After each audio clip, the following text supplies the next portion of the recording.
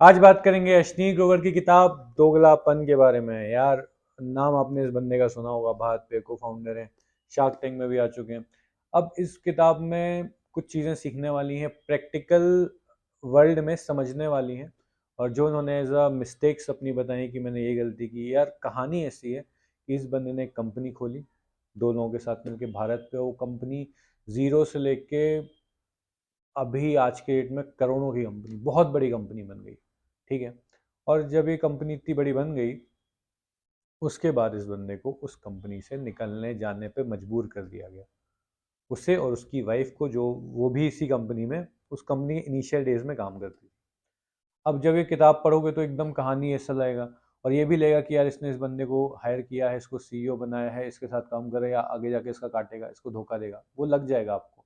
But Ashneer को उस time पे सब चीज़ें नहीं लिखी। उन्होंने कहा है एक बहुत अच्छी चीज़ कि यार, कोई आदमी आईआईटी, आईआईएम या कोई बहुत बड़ी कंपनी से, मैकेंजी से, कहीं से भी आके आपसे मिल रहा है, आप उसको काम दे रहे हो, तो उसके फेस वैल्यू पे काम मत दो। अच्छे कॉलेज का आदमी ये नहीं कि अच्छा हो, वो कोई ज़रूरी नहीं कि वो अच्छा इंसान हो जो अच्छी कंपनी में काम करता है, वो बहुत डर हरामी भी हो सकता है। ये बात उसमें लिखी हुई है। करेक्ट।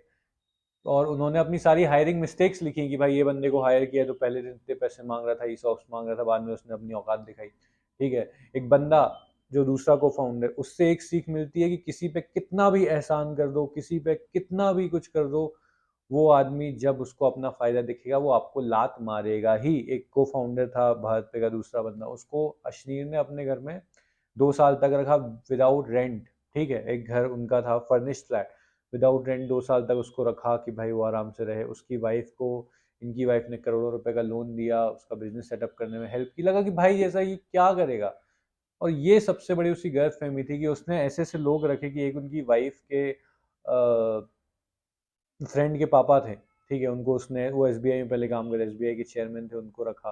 तो लोग उसने पहचान के ही रखे, मिल के ही रखे, बट उन्होंने उसको धोखा दिया। At the end of the day उसको निकलने पे मजबूर कर दिया गया। वोटिंग हुई और सब उसके अगेंस्ट थे। अब वो अचानक से ही उसकी लाइफ में उसको हवा भी नहीं थी क्या होने जा रहा है, वो रोते रोते उसने रेजिग्नेशन डाला।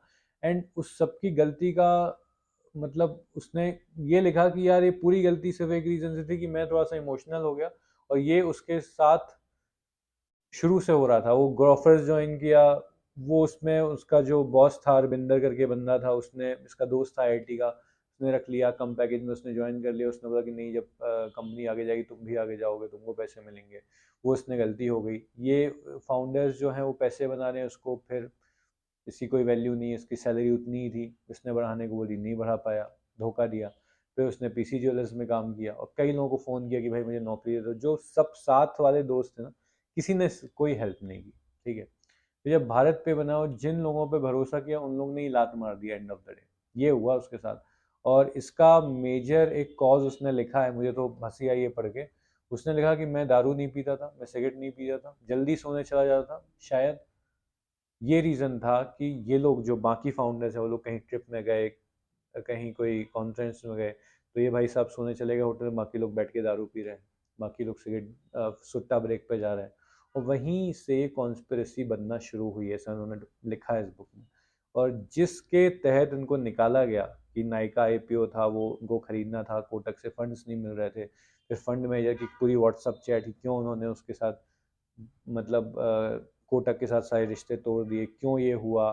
और फिर वो ऑडियो क्लिप जो रिलीज़ हुआ कि अश्लील ग्रोवर कोटक के एक एम्प्लॉय के साथ गाली गलौज से बात कर रहे हैं, वो क्लिप किसी ने पहले भेज के उनसे पैसे मांगे थे। और उनको लगा कि यार ये क्लिप तो गलत है, इसमें ऐसा कुछ नहीं है, मतलब अ, जो गाली दी है जो मेरी आवाज़ ही नहीं है, राइट। और उसने पैसे देने से मना कर दिया। फिर वो क्लिप वायरल हो गया। फिर कुछ लीगल नोटिस का हुआ, फिर अपनी टीम वालों ने ही कुछ चीज़ें लीक कर दी। और फिर बोला कि भाई तुम एक काम करो, लीव के लिए अप्लाई कर दो, इंटरिम लीव के लिए, और हम अप्रूव नहीं करेंगे, हम ऐसे बोर्ड मीटिंग में ऐसा कर दो।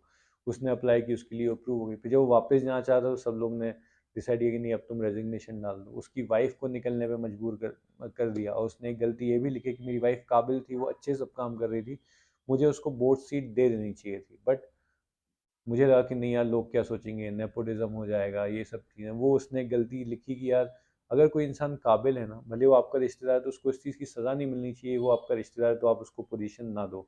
ये वही बात हुई, कोई काबिल है और आप उसको पोजीशन नहीं दे रहे बिकॉज वो आपका रिश्तेदार नहीं। ये गलत है तो वो भी गलत है। करेक्ट।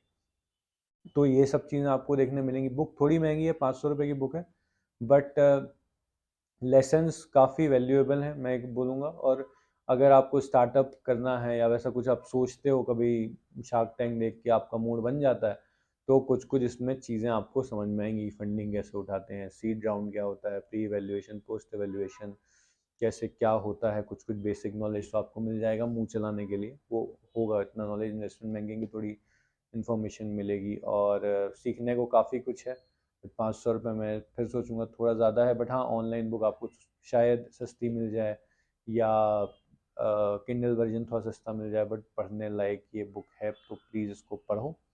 और अच्छी लगती है तो आप अमेज़ोन पे रिव्यू दो, मुझे फॉलो करो यार इंस्टाग्राम पे, और यूट्यूब पे थोड़ा सा सब्सक्राइबर बेस बढ़ाओ। Thank you.